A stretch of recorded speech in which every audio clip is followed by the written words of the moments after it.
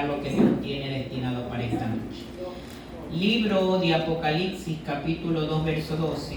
Antes de la lectura bíblica, la presentación protocolaria, frente a ustedes está el hermano Jordan McCuy, ministro ordenado de la misión remanente de fe, nuestro pastor obispo Joel Bacuy Cabrera y nuestro apóstol Zaira Lani de Fariño, ya que para conocimiento de muchos hace escasos meses Dios llamó a la presencia del Señor a nuestro apóstol Juan Elías Fariño. Siempre suelo decir yo, y como sello de los ministerios que existen en este país, ya 2 generales de parte y enviados de parte de nuestro Dios, como es Jorge Mariscal Bustamante y Juan Elías Fariño, ya fueron llamados a la presencia de Dios. De nosotros depende el legado de esos hombres que predicaron sana doctrina, y el día de hoy no va a ser la excepción. El día de hoy vamos a predicar en base a la misma palabra que está escrita hace más de 2000 años y sigue siendo de bendición para toda la iglesia. ¿Cuántos dicen amén? Amén. Les hablo sobre ministerios y sobre autoridades porque la iglesia del Señor siempre se ha llevado de esta manera, y el día de hoy un tema muy especial que el Señor ha puesto en mi corazón y quisiera que le ponga mucha atención. Prometo por esta vez ser muy breve. Libro de Apocalipsis, capítulo 2, verso 12, como título tiene el mensaje a Pérgamo. Y escribe al ángel de la iglesia en Pérgamo, el que tiene la espada aguda de 2 filos, dice esto: yo conozco tus obras y dónde moras, donde está el trono de Satanás, pero retienes mi nombre y no has negado mi fe, y ni aun los días en que Antipas, mi testigo fiel, fue muerto entre vosotros, donde mora Satanás. Pero tengo unas pocas cosas en contra de ti, que tienes ahí a los que retienen la doctrina de Balaam y que enseñaban a Balaam a poner tropiezo ante los hijos de Israel, a comer de cosas sacrificadas a los ídolos y a cometer fornicación. Y también tienes a los que retienen la doctrina de los nicolaitas, a los que yo aborrezco. Por tanto, retén pues, si no vendrá sobre ti pronto. Pelearé contra ellos con la espada de mi boca. El que tiene oído, oiga lo que el Espíritu Santo dice a la iglesia. Al que venciere, le daré comer del maná escondido, y le daré una piedrecita. Atención con este literal, quiero que lo lea muy claro, que aquí se basa el mensaje del día de hoy. Y le daré una piedrecita blanca, y en la piedrecita escrito un nombre nuevo, el cual ninguno conoce sino aquel que lo recibe. Tiene su rostro, oramos al Señor. Padre, te alabamos, te bendecimos y te exaltamos. Poder, alabanza y pleitesía directo, Señor amado, nuestra adoración hacia el trono de justicia. Como iglesia del Cordero, Señor amado, viviente sobre la tierra, clamamos a ti para que envíes de tu presencia, Señor amado, en forma, Padre eterno, de escritura y de palabra, para ministrar nuestra vida de una forma excelente, Padre eterno, que nutra nuestros huesos, coyunturas y tuétanos. Señor amado, no queremos salir como entramos, sino queremos, Señor amado, ser renovados desde el Espíritu, purificar el alma y, Señor amado, manifestar la santidad de nuestro cuerpo. Por medio de tus palabras, te honramos con una fuerte ofrenda de aplausos. Puede tomar asiento.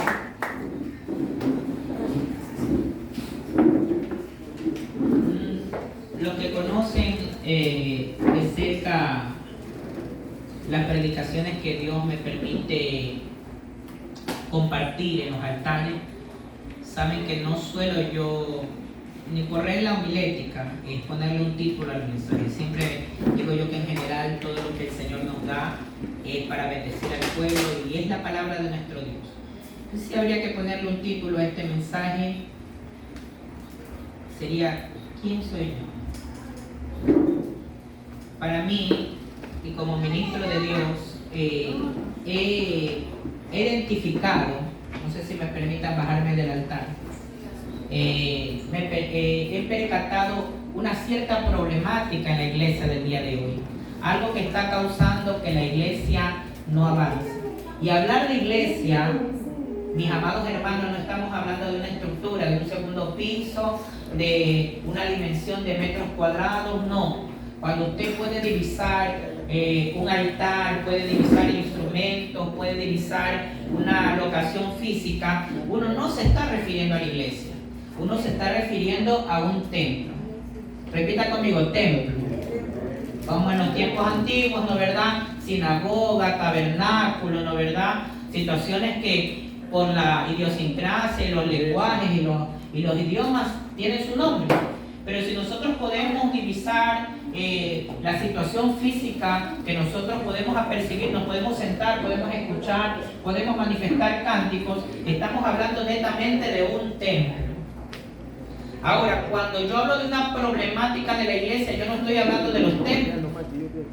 Cuando yo hablo de iglesia, estoy hablando de todos los que escuchan y ponen por obra la palabra de nuestro Dios. Si nosotros somos enfáticos como una enseñanza, como algo para que usted se lleve de lleno para su vida, cortemos a veces el hilo de decir vamos a la iglesia, vamos a la iglesia. No, usted no va a la iglesia. Usted va al templo a reunirse con la iglesia, porque la iglesia somos nosotros. Amén. Entonces, el inicio de esta prédica es esto: ¿cuál es la problemática de la iglesia el día de hoy? ¿Cuál es nuestra problemática? Porque parece mentira el ente que tiene que ser el más poderoso, el más eficiente, el más que tiene la fortaleza dentro de la tierra, no tiene que ser ninguna institución gubernamental, ninguna asociación. El ente más fuerte que tiene que haber en esta humanidad tiene que ser la iglesia. Pablo dice que son la sal de la tierra, que somos cartas abiertas, que hemos pasado por un proceso de transición de lo carnal a lo espiritual. Gente nueva, gente renovada, gente con espíritu y con mente de reino, coherederos con el reino celestial. ¿Por qué, pastora, por qué, pastor, la iglesia del Señor ha estado claudicando en ese principio? ¿Por qué no eleva ese potencial? ¿Por qué si algún ministro, algún profeta, qué sé yo, pastor extranjero levanta, te dice una palabra muy poderosa, te dice que eres un evangelista o que Dios te va a usar de una forma muy, pero muy grande? ¿Por qué, pastor, ha pasado meses, pasado años y no se cumple esa palabra? Como analítico de este evangelio, ya por cumplir en este julio 30 años en el Señor, veo que tiene que haber algo que dé el inicio y no perdona el error tan grande que estamos viviendo. Mi analítica, yo te puedo decir que no es muchos de los mensajes que se están predicando ahora. Esos mensajes, todos que son mensajes muy sonados y muy escuchados. Tú escuchas el mensaje motivacional y almático del día de hoy. Que la gente en medio del servicio sale, quizás lleva una palabra de fortaleza, pero en la casa, pastor, en la recámara, en el trabajo, en el colegio, en la universidad, no ha pasado nada. ¿Dónde quedó la espada, el escudo, la diadema, la tiara, la corona que el predicador te entregó en medio del mensaje? Yo creo que tiene que haber una problemática. ¿Por qué? Porque si estamos hablando de que Cristo vive en nosotros, como lo dijo Pablo, somos más que vencedores. Amén. ¿Cuántos están conmigo? Amén. Entonces, ¿cómo determinar, pastores, ministros, evangelistas, ministros de alabanza, cuál es el problema? El Señor hace mucho tiempo ministró a mi vida y me dijo: no saben lo que son, o no saben cuál es su identidad. Aquí no estamos hablando de ministerios, aquí no estamos hablando de letreros, aquí no estamos hablando del que tiene más unción, que el que se viste mejor, el que echa fuera demonios. No, acá estamos hablando de identidad. Recuerdo yo tanto de mis pastores que ellos eran muy enfáticos. A la hora del rapto y a la hora del arrebatamiento de la iglesia, el Señor se va a llevar a su iglesia, no se va a llevar a pastores. Es más, ellos por revelación saben que los que más se van a quedar en el rapto son pastores. ¿Aló? Amén. ¿Están acá conmigo? El Señor no viene a ver pastores. El Señor no viene a ver coordinadores, líderes de jóvenes, no. El Señor viene a ver a su iglesia. Amén. Lo que dice Apocalipsis 19, y a su iglesia y a su novia se le ha concedido que se vista de lino fino, limpio, blanco y resplandeciente. Cuando el Señor habla a Juan por medio de la carta de Apocalipsis, cuando le inspira, dice que da consejos a 7 iglesias diferentes. Mira qué problema que tiene la iglesia el día de hoy. Son cristianos, todos son cristianos, pero si eres parte de otra iglesia, no te llevas con los de otra iglesia. Alaba a Dios.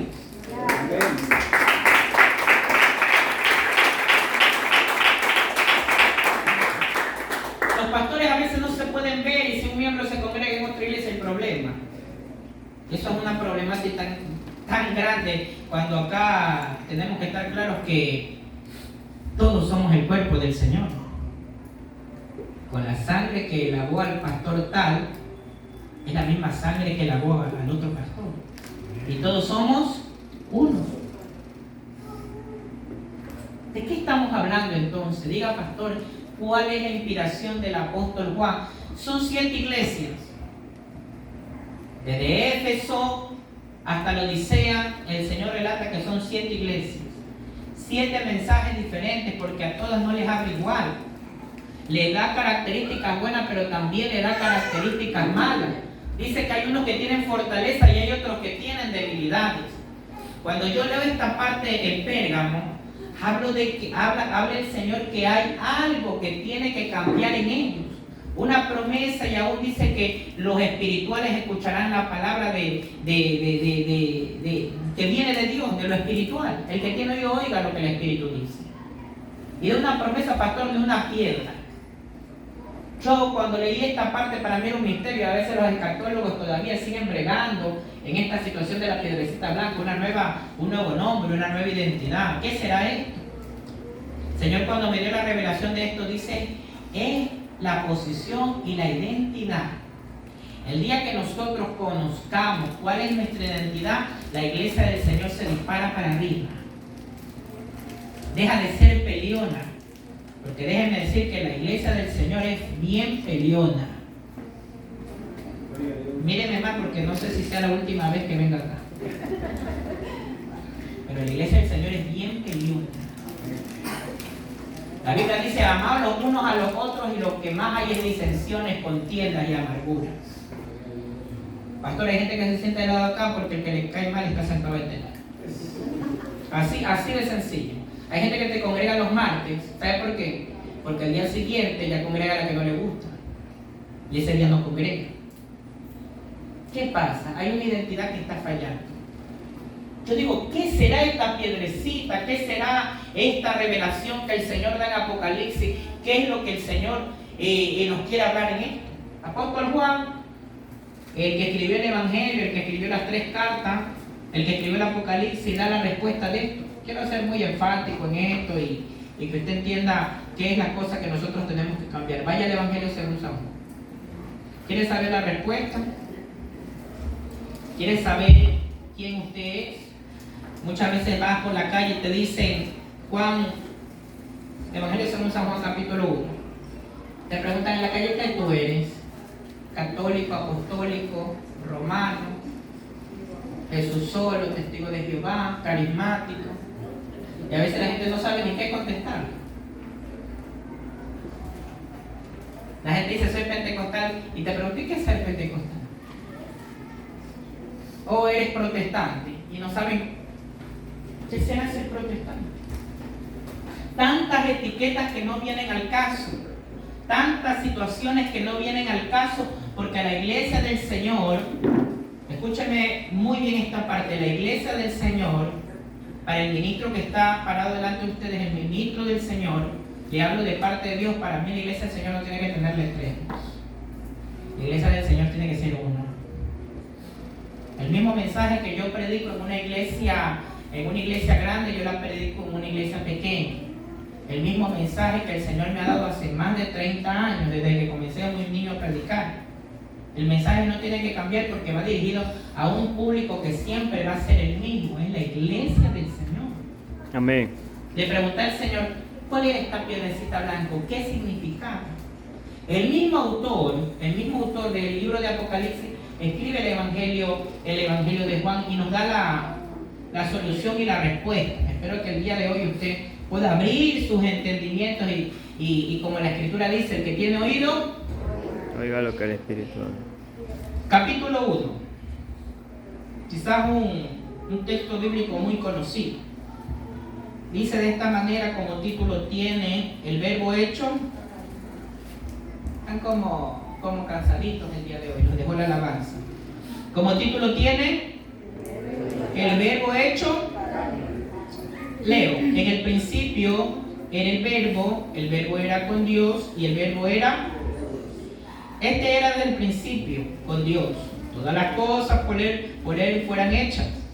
Y sin Él nada de lo que ha sido fue hecho. Él estaba la vida y la vida era la luz de los hombres. La luz en las tinieblas resplandece y las tinieblas no prevalecen contra él. Hubo un hombre enviado de Dios, el cual se llamaba, ¿cómo se llamaba? Este vino por testimonio, para que diese testimonio de la luz, a fin de que todo creyente crean en él. No era él la luz, sino para que diesen testimonio de la luz. No importa, pero hay que hacer. Aquella luz verdadera que alumbra a todo hombre venía a este mundo.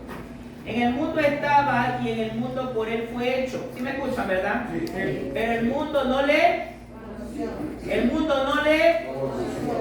a lo suyo vino y a lo suyo no, mas a todos los que le recibieron, a los que creen en su nombre, le dio potestad de ser hechos. Explico esta parte y pongo en este momento el punto céntrico del mensaje. ¿Me escuchan, verdad ya, no? La Biblia habla del principio de todo. Habla de la creación y habla de que cuando no había plantas, no había animales, no había formación terrestre, habla de esta luz extraordinaria, como una identidad quizás por el momento un poco desconocida.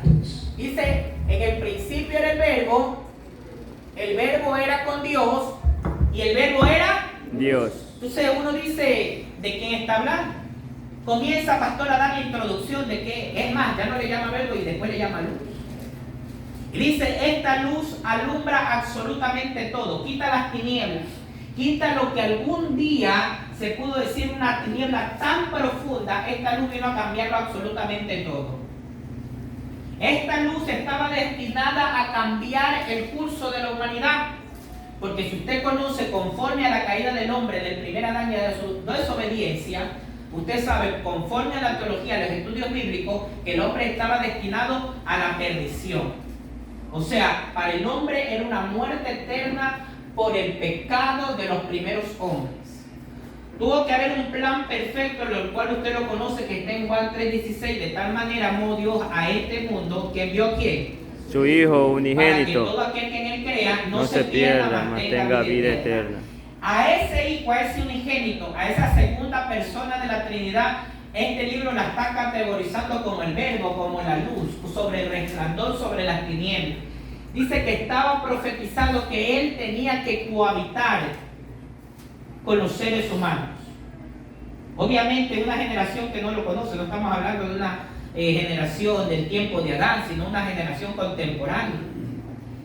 Estamos hablando de una generación totalmente metida en las cosas religiosas, en las cosas fariseicas, en el cristiano prototipo de que se viste muy tapado, se pone vestimentas muy largas, pero son bien hipócritas.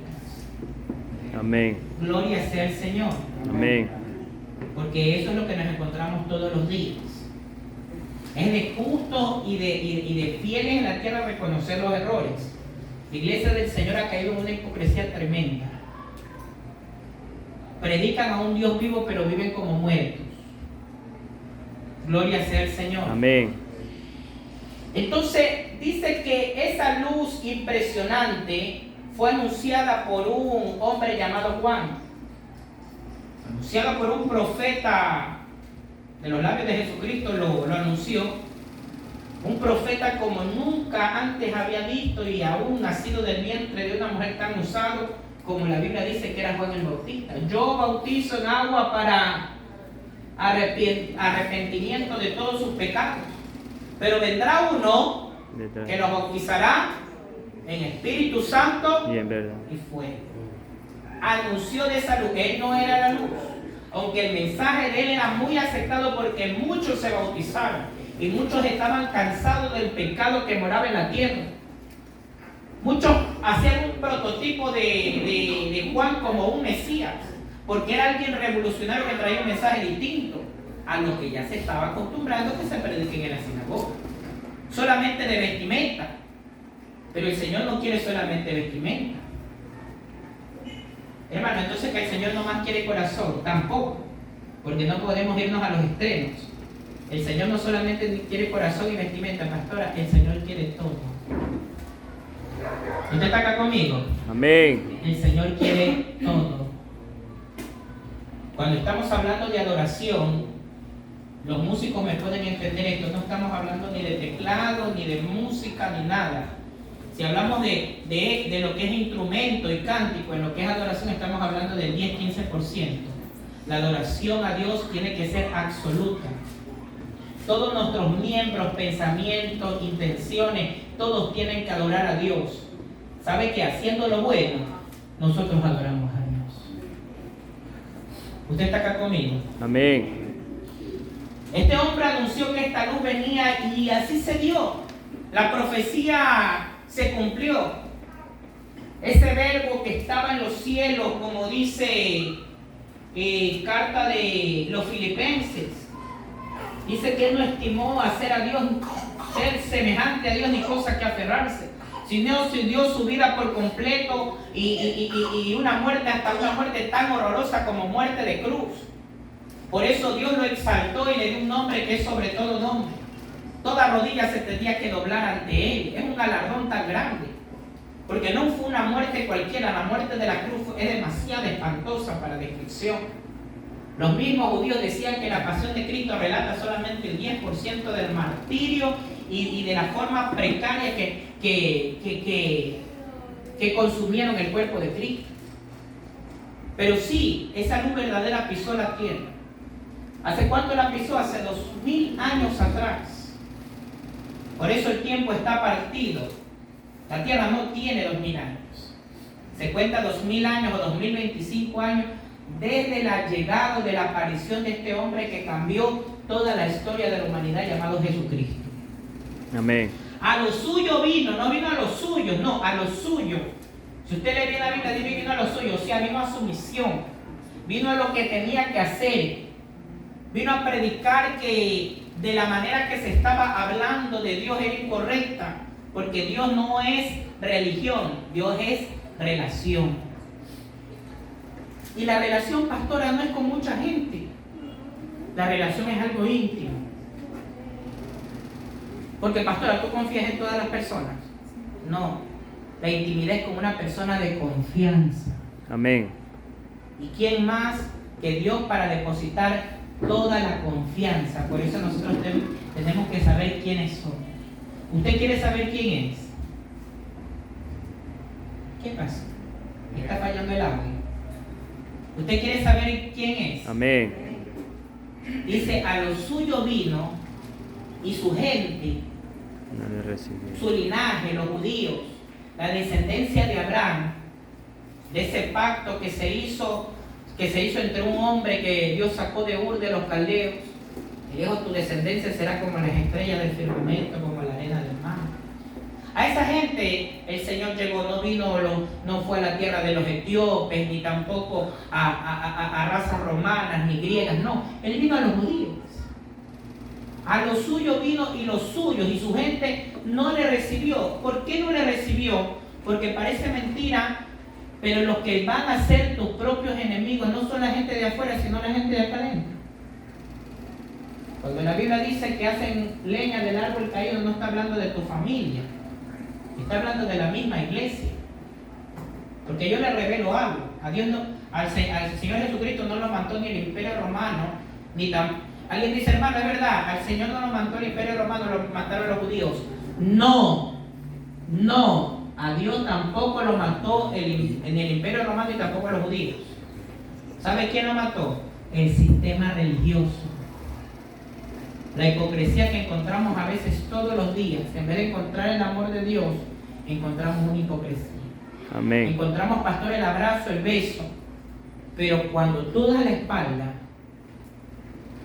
comienza a resaltar la verdadera identidad de las personas.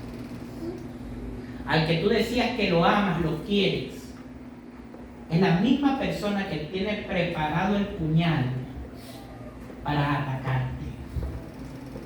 Por eso la confianza de nosotros como iglesia tiene que ser en Cristo. Amén. A los suyos vino y los suyos no le recibieron. Mas a nosotros que le recibimos, dígalo conmigo, mas a nosotros que le recibimos. Que le recibimos. Porque los judíos no lo recibieron. A los suyos vino, los suyos no le recibieron, ¿no verdad? Los judíos. Caifás, la gente farisea, la gente que tenía ley judía, a los suyos no le recibieron, mas nosotros que le recibimos. Y aquí viene la clave cuando le pregunten en la calle, ¿qué? ¿Usted es evangélico? ¿Usted es pentecostal? ¿Usted es católico? ¿Qué es usted? Ahí la Biblia dice, a nosotros el Señor nos dio autoridad de ser llamados, ¿qué dice la Escritura? Hijos de Dios.